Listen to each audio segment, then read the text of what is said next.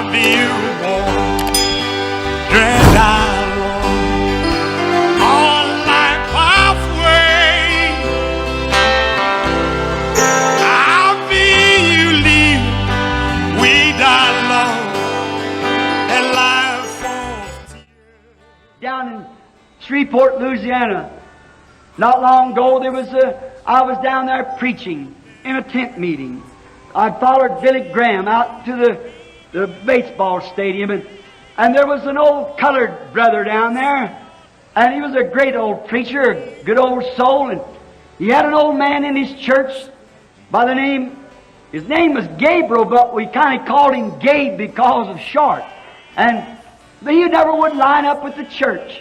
He would go to church, and he had a good, godly, sainted woman, and they prayed for Gabe, and they done everything that they could to get Gabe to go to church and to do right.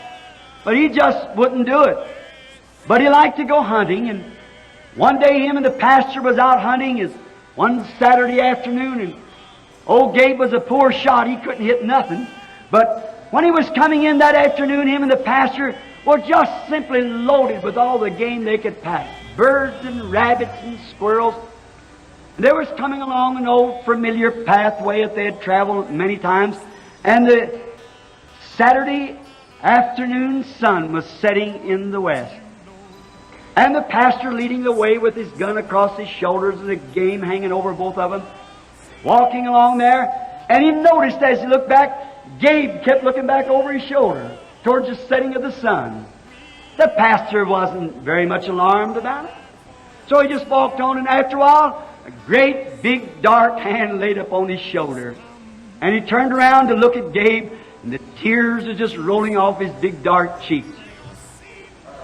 And he said, "Pastor, tomorrow morning, I was going to take my seat with my loving wife at the front of the church.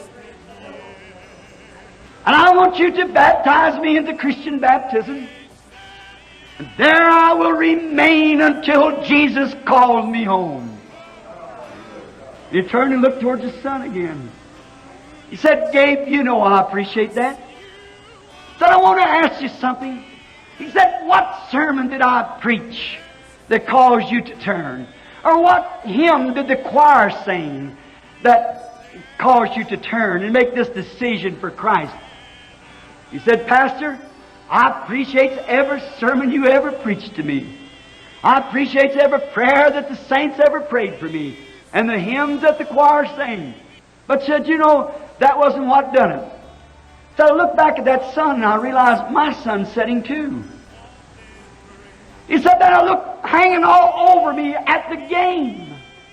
He said, "You know, I can't hit nothing." And said, "Yet today He's given me all this game, enough to last me all next week." He said, "Surely He loves me, or He wouldn't have been so good to me." He said, "I felt Him knock at my heart. And I turned while you were walking on, and I opened my heart and said, 'Come in, Lord Jesus, and take your place in my heart.'" And said He did that. He's my Lord now, from this time on. Listen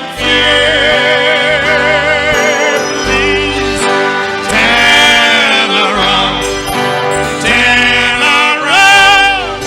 God is calling, He's calling you from a life of wasted youth. Don't you know Jesus died for all sinners? You can go on with a life of tears. Please come to Him.